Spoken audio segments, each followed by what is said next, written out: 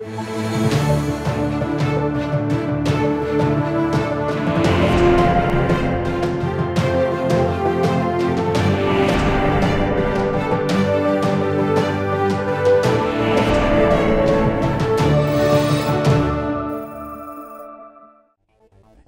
Lei Estadual 10.744, de agosto de 2016, proíbe o uso de recursos públicos para contratação de artistas que em suas músicas desvalorizem, incentivem a violência ou exponham as mulheres a situações de constrangimento, ou ainda que contenham manifestações de homofobia, discriminação racial ou apologia ao uso de drogas ilícitas.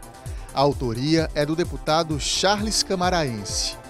O Câmara Debate da semana discute o conteúdo da nova lei. Pode existir uma censura em determinadas interpretações sobre as letras? Artistas consagrados seriam impedidos de se apresentar em eventos promovidos pelo poder público? Para essa discussão, o programa recebe o jornalista e crítico musical Silvio Osias. Ele mantém o blog Música, Cinema e Mais Cultura no Jornal da Paraíba e tem ampla experiência no jornalismo paraibano. Também está conosco para este debate a professora Haruê Tanaka, graduada em Direito e docente nos departamentos de Música e de Educação Musical da Universidade Federal da Paraíba.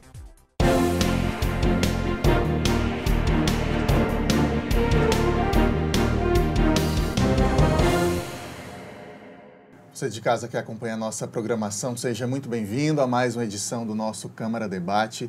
Silvio Osias, professora Haruê, sejam muito bem-vindos à TV Câmara, muito bom recebê-los para essa discussão. Obrigado, uma alegria estar aqui. Que bom. A gente tem aí 30 minutos para tentar otimizar essa discussão. Vou começar pelo seguinte. Quando a gente vê ferramentas de combate à homofobia, ao racismo, ao machismo, a tendência, acho eu, do bom cidadão é gostar daquilo, concordar com aquilo e querer que aquilo se desenvolva.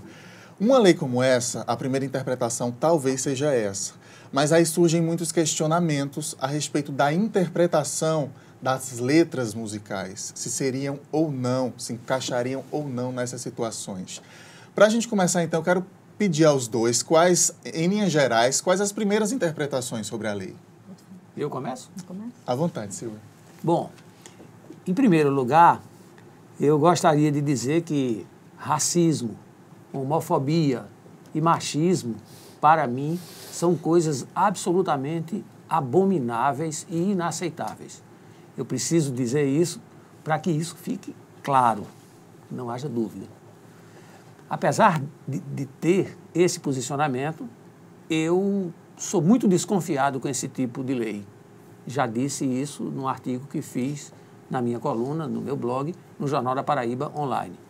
Sou desconfiado porque acho que leis que estabelecem esse tipo de controle, elas cheiram a censura. Censura cheira a Estado totalitário. E há toda uma discussão muito subjetiva, né, dentro de uma lei dessa, e é essa subjetividade que me inquieta, que me preocupa, porque eu não sei quem estabelece os critérios, nem como esses critérios, aí sim, objetivamente, são estabelecidos. Que a gente vai explorar no programa de hoje, né? A lei, inclusive, fala que cabe ao Poder Executivo, no caso às prefeituras ou ao governo do Estado, controlar isso, né? Estabelecer isso. Então, cada prefeitura teria ali suas cabeças diferentes, decidindo a respeito. A gente vai explorar mais no programa de hoje. Deixa eu pedir também para a professora falar em linhas gerais. Qual foi a primeira interpretação da lei, professora? Então, quando uma lei ela sai assim, tão quentinha assim, né? A sociedade começa a procurar um embasamento para essa lei. E lendo reportagens, artigos de outros estados que já adotaram essa lei, eu cheguei mais proximamente à lei antibaixaria, que foi instituída em Salvador em abril de 2012. E aí gerou muita discussão, porque foi atacado principalmente as letras e músicas lá, né, no caso, de determinado gênero. E aí as pessoas saem em defesa, né? Como nós estávamos discutindo anteriormente, o cunho dessas letras, certo? Para a cultura que ali se apresenta, não teria essa violência como é passada. O que se faz com a lei é que ela generaliza, entendeu? Ela tenta proteger, mas ao mesmo tempo ela está generalizando todos e todas, e todos os contextos, de todas as músicas, de todas as épocas. Podendo gerar uma exclusão, então. Justamente. E aí cai no que o Zias falou, que é o cheiro da ausência da liberdade de expressão, do Estado totalitário. A senhora citou a Bahia, professora, é um dos estados recordistas em violência contra a mulher no país. Sim. E para a gente citar aqui os anos 90, de Boquinha da Garrafa, de Segura o Tchan, a gente pode relacionar que essas músicas geram um determinado comportamento na sociedade que viesse a gerar violência contra a mulher? Olha, até hoje, pelos estudos que eu li, não há como comprovar essa relação. Seria você querer atribuir, por exemplo, a cultura do estupro a determinados tipos de letras de algumas músicas que citariam a violência contra a mulher ou não. Então, se o embasamento é barrar e evitar do que a violência contra a mulher, por conta disso, esse não será um meio e, portanto, não se sustenta, compreende? A gente vindo para a questão da interpretação, Silvia, você chega a citar no seu artigo, né, lá no blog, no Jornal da Paraíba, e a gente destacou aí 2 trechinhos do artigo do Silvio, algumas músicas, né? Vou citar aqui, ó. Aí é o artigo do Silvio, e ele cita aqui: o teu cabelo não nega, mulata, porque és mulata na cor, mas como a cor não pega, mulata, mulata quer o teu amor. Esse é um dos trechos. Uma marchinha carnavalesca. Exato. Clássica, né? Considerado cultura. Seria racista, né?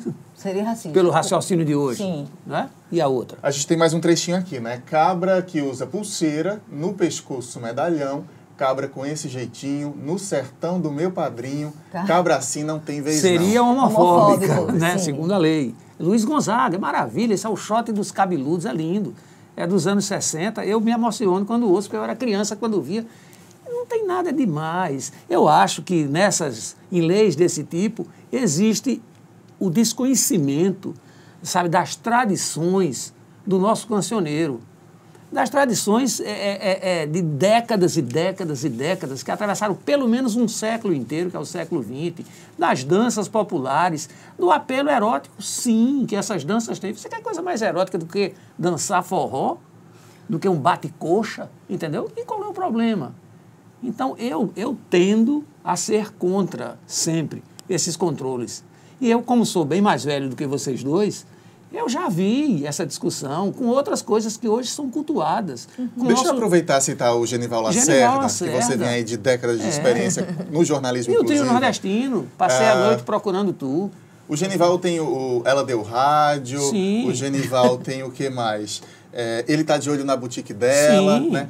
Naquela época, Silvio, a reação era semelhante com o que acontece hoje? Talvez fosse pior, fosse maior. Eu me lembro de debate numa emissora de rádio, provavelmente a Rádio Arapuã, não tenho certeza. Eu era adolescente, eu estava saindo da infância para a adolescência. Eu me lembro de debate sobre o Procurando Tudo de Antônio Barros, que o Trio Nordestino gravou, por volta aí de 70. Tem um disco de Jackson do Pandeiro também, mas a versão conhecida é a do Trio Nordestino. Hoje, essas músicas elas foram totalmente incorporadas à história do nosso cancioneiro popular. Não tem nada demais.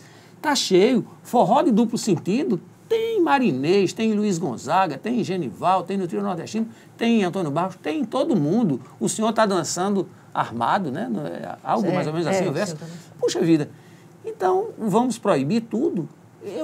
Eu sinceramente, não vejo com simpatia esse tipo de controle. Eu gosto dos americanos.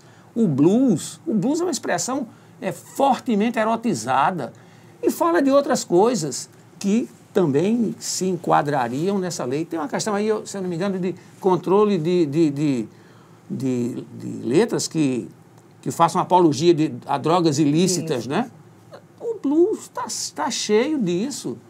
Aliás, nossa música também, Pepeu Gomes, você pode fumar baseado em que você pode fazer quase tudo, esse trocadilho, que, aliás, eu acho ruim o trocadilho do ponto de vista poético, né? Mas eu acho que a gente deve ter liberdade de expressão, sabe? E eu desconfio do controle dessas coisas porque eu não sei como ele será exercido. A gente passaria a vetar expressões culturais, professora, se a gente batesse o martelo nesse sentido? Com certeza. Né? Não há como você instituir uma lei aí e não acabar ferindo, né, o direito e a ideologia de outras pessoas. Porque é polêmica a questão das feministas, porque eu me considero também uma feminista, só que na visão de muitas feministas, qualquer apologia e qualquer letra ou fala que venha a constranger a mulher ou violentá-la, assim, né, mesmo simbolicamente, já seria tido como não. Mas eu estava lendo um artigo de um soteropolitano chamado Michael Lopes, e ele estava mostrando que essa defesa em que as feministas, né, eu estou me incluindo também, saem, sabe, pela mulher, a transformam como se fosse um objeto inanimado, algo que não tem um poder de agência. E ele mostra que não, que algumas das mulheres que vão para determinados shows e que consomem essas letras e que dançam as músicas né, com danças eróticas, né, erotizadas, assim, então, é uma escolha delas. Elas escolheram estar ali e querer. E uma coisa, como eu disse anteriormente, isso não quer dizer estar exposta à violência, certo? Dominada porque está ali. Não, sim, é uma escolha que a mulher pode fazer, de absorver aquelas músicas ou não. Mas se você proíbe que essas pessoas tenham, né? Você, de certa forma, o que você está fazendo? Você está censurando, você está proibindo a propagação, a divulgação dessas músicas, entende? Me permita, se a gente for estender, né, para a dança, por exemplo, né? Puxa, eu acho que a gente vai entrar numa maré muito moralista. Então não pode dançar, né? Quer dizer, eu estou lembrando dos primórdios do rock and roll, então, que Elvis não podia rebolar na televisão porque era uma coisa imoral. Quer dizer, a gente não pode, então não se pode rebolar ao som desse ou daquele ritmo. Que eu acho que é importantíssimo. Você tocou num ponto interessantíssimo. Nesse mesmo artigo, ele vai falar que, a partir de outras teses, dissertações, né, que foram feitas dentro dessa temática, que não são as letras que chamam essas pessoas, esse público feminino, para dançar. É o ritmo. Pois é, mas entendeu? Aí... A pessoa, não, e a letra? Como é? Você não se sente ofendida e tal? Aí a pessoa diz assim, não, na verdade, eu sei que fala assim, às vezes, da mulher e tal, mas o ritmo me puxa e eu começo a dançar. Então, ocorreu em Salvador, na época que eu estava fazendo doutorado, acho que foi 2009, isso assim, foi feito em rastilho de pólvora, né? Foi um assunto para meses. Uma professora de ensino público, que dava aula a crianças, ela foi flagrada lá, numa casa de show da banda do Troco, né? Claro. E com aquela música toda enfiada, né? Todo enfiado. É isso. E aí, isso aí causou uma repercussão, ela foi exonerada e tal. Daí você vai e pergunta para ela assim, mas, né, como é que... Ela disse, não, eu, sinceramente, eu não imaginava que isso tivesse... Eu simplesmente tive vontade de fazer aquilo e fiz. Você entendeu? Então, assim, as pessoas não estão muito preocupadas, não, por quê? E não estão analisando de forma crítica, como às vezes a gente pensa que sim. Entende? Eu tenho o maior respeito pelas lutas feministas, claro que tenho, históricas. Agora, como o politicamente correto é chato, sabe? Puxa vida. A gente vai continuar discutindo, inclusive, essa questão da interpretação, né? No próximo bloco a gente volta. Tem música aí do Wesley Safadão para a gente ouvir um trechinho e comentar. Fica por aí que o Câmara Debate volta já.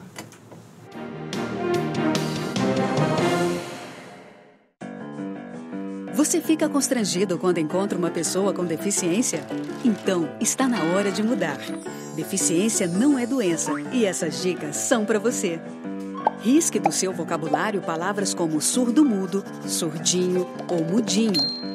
Use a palavra surdo para se referir a pessoas que não ouvem. Mesmo que o surdo esteja acompanhado de um intérprete, fale sempre dirigindo-se a ele e não ao intérprete. O surdo pode se comunicar com você por meio da linguagem de sinais, da escrita ou pela linguagem labial. Neste caso, fique de frente para ele e fale pausadamente. Nos eventos promovidos por órgãos públicos, os surdos têm direito à presença de um intérprete. É um direito garantido por lei. Cidadania é saber conviver com as diferenças.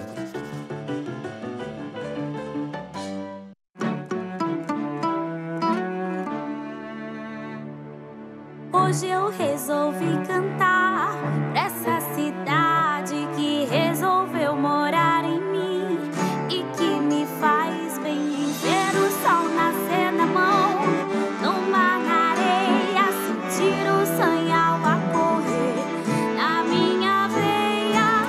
Hoje eu resolvi cantar pra todo mundo que faz a cidade girar, acontecer, deixar nascer no coração as coisas boas, ver esse mundo girar em volta da lagoa.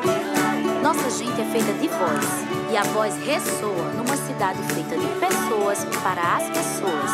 Acesse joamaspessoas.com.br. Câmara Municipal de João Pessoa.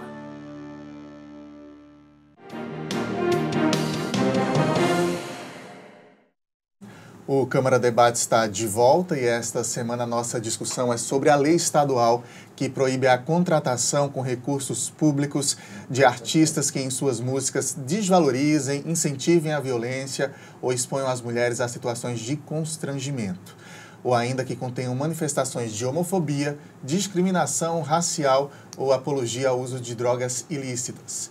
Estamos recebendo o jornalista Silvio Osias, crítico musical, e Haruê Tanaka, professora da UFPB nos departamentos de música e de educação musical. Eu falei no finzinho do primeiro bloco, vou chamar um trechinho de uma música do Wesley Safadão, que chama Novinha Vai no Chão. E a gente está falando aqui, talvez, do artista mais popular da atualidade, talvez o artista também que cobre o maior valor por show atualmente, tem aí valores de mais de R$500 mil por um show, ou seja, alguém...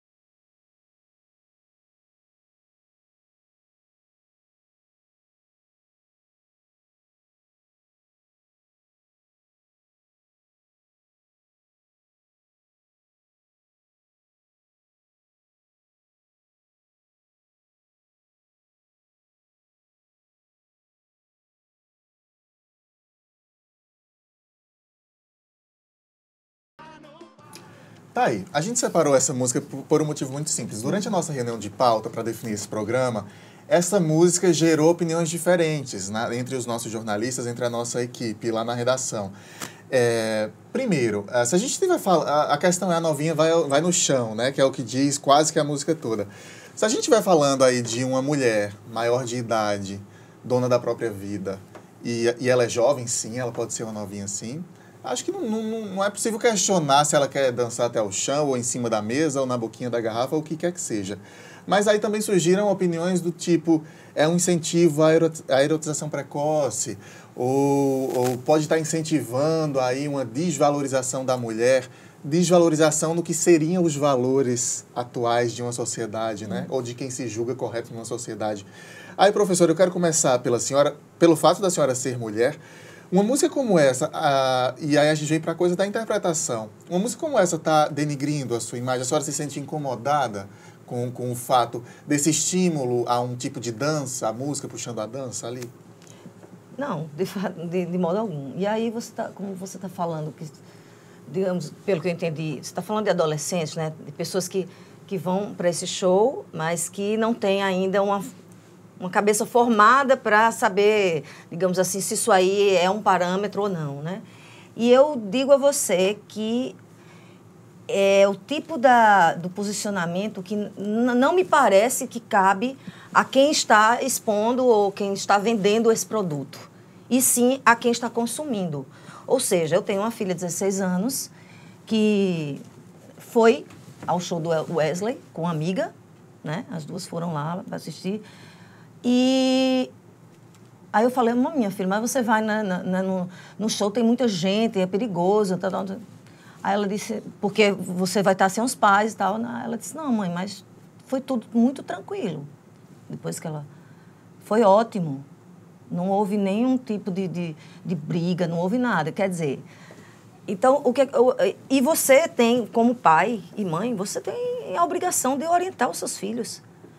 Porque ou então você bota numa redoma de vidro, certo? Se o show é da Roupa Nova ou do Djavan, como o próprio Wesley cantou, ou se é do Wesley, tem essa orientação. É justamente isso que eu quero dizer. Não é coibindo, não é a gente proibindo que ele diga isso, que a gente vai resolver o problema da violência, entendeu? Da falta de empoderamento das mulheres, da invisibilidade de algumas, da desigualdade salarial, em outros tantos. Compreendeu?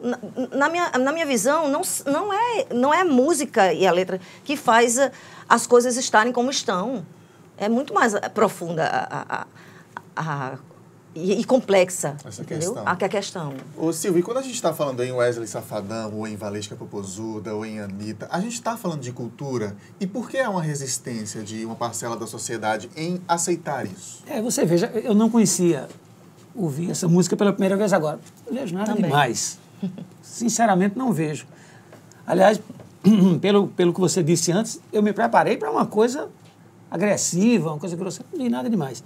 Mas eu me lembro de 2 episódios rápidos que eu acho que ilustram bem isso aí.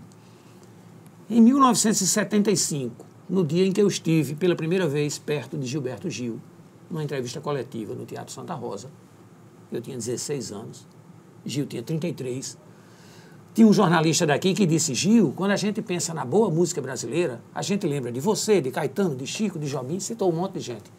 Quando a gente pensa na má música brasileira, o primeiro nome que nos ocorre é o de Valdir Soriano. Na época era Valdir Soriano, eu não sou cachorro, não. Sim. Como é que você, representante da boa música brasileira, vai cantar um representante da má música brasileira? Porque ele cantava uma música de Valdir Soriano que dizia, eu sou da Bahia, de São Salvador, sou da Bahia com muita paz e com muito amor, uma coisa mais ou menos assim. E Gil olhou assim para o cara e disse, eu não tenho esses parâmetros que você tem, não. Eu gosto da música, eu gosto dele, eu estou cantando a música dele, acho bonita, e daí? Então, isso me marcou muito. E uma outra coisa, um pouquinho depois, quando eu tinha 24 anos, eu tive uma conversa com Egberto Gismonti, que é um dos grandes músicos do Brasil, músico respeitado no mundo inteiro.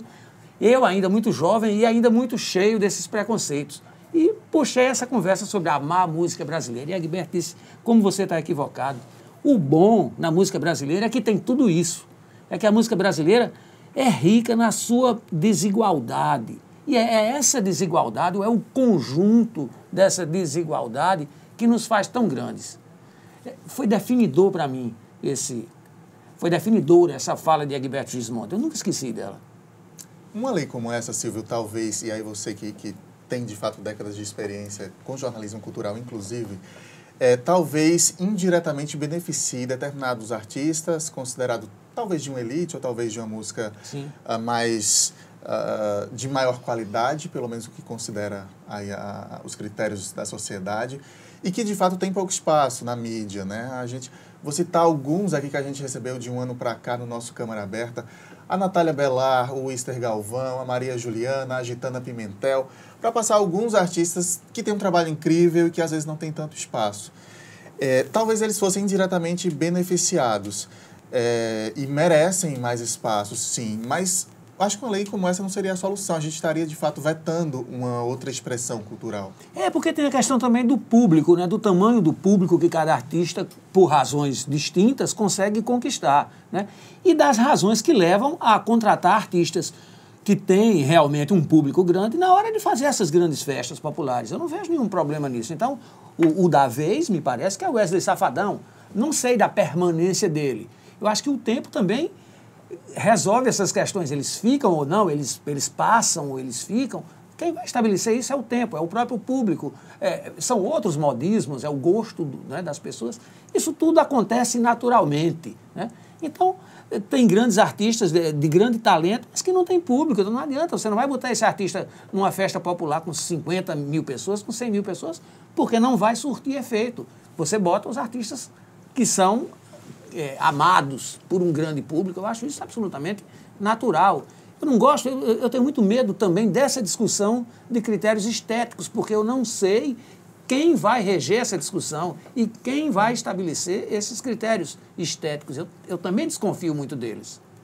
A gente está caminhando para o finzinho dessa discussão. Eu quero perguntar aos dois agora. Professora, seria interessante, de fato, cada vez mais mecanismos para se combater a homofobia, né, voltando até o início do programa, o início da discussão, para se combater o racismo, homofobia e machismo.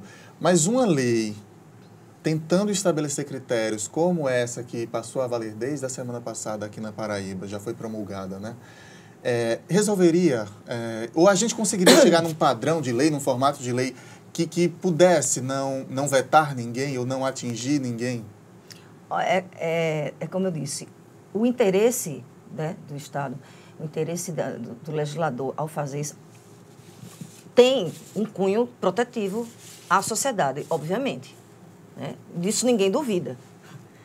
Seja no intuito de coibir a violência, né, contra a mulher, seja para evitar as manifestações homofóbicas, racistas, e até nossa lei tem drogas ilícitas, né?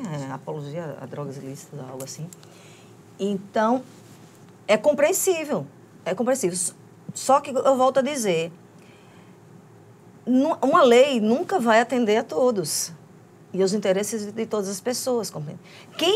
Quem faz a lei quem dá suporte à criação de determinada lei é uma parcela da sociedade que se sente ultrajada e que acha que aquele é um mecanismo que vai funcionar, entendeu? Eu não acredito que vai funcionar, porque está aí, tem muitas leis que... As leis elas vão ao sabor também da sociedade, das mudanças da sociedade. Então, a união estável, né? O casamento homoparentais e homoafetivos, né? Estão aí para mostrar que as leis vão nesse intuito. Não é a lei que vem primeiro para depois... Então, eu não entendo a lei sendo aquele mecanismo que vai resolver a questão, compreende? É nesse sentido. Então, eu não acredito, sinceramente, que isso venha a modificar a situação atual. A gente tem um minutinho, Silvio, para você fechar. Ela já respondeu. Haruê, além de professora de música, ela é advogada, então ela responde com muito mais propriedade do que eu. Mas eu lembrei de uma história rápida também, que diz respeito a uma letra de música por causa dessa discussão das drogas ilícitas, que a gente quase não falou delas. Sim. Porque tem as drogas lícitas, né? Então lembrei novamente da tradição da nossa música popular. Eu bebo sim, estou vivendo, tem gente que não bebe e está morrendo. Você quer coisa mais politicamente incorreta? Tá aí, era Elisete Cardoso que cantava. Grande Elisete, a divina Elisete. Então, eu acho que... Não é? É isso aí. Então, bom... Como eu disse, do ponto de vista da interpretação jurídica, a professora já respondeu tudo. Eu quero agradecer aos dois demais. É sempre muito bom quando a gente faz aqui um debate proveitoso e que flui. Portas sempre abertas aqui para a gente continuar essa discussão em novas discussões. Muito obrigado pela presença. Adorei a conversa. Muito obrigado mesmo, nós também. O Câmara Debate desta semana termina agora, mas pela internet a gente está sempre em contato com você. Pelo Facebook ou pelo YouTube, o nosso endereço é TV Câmara JP. Você pode rever este programa, rever todos os nossos programas e entrar em contato com a nossa equipe. Passa lá, deixa a sua sugestão de pauta para a gente, seu comentário, sua crítica. A gente vai estar te esperando. Muito obrigado pela companhia em mais esta semana e a gente volta na próxima, então. Um abraço e até lá.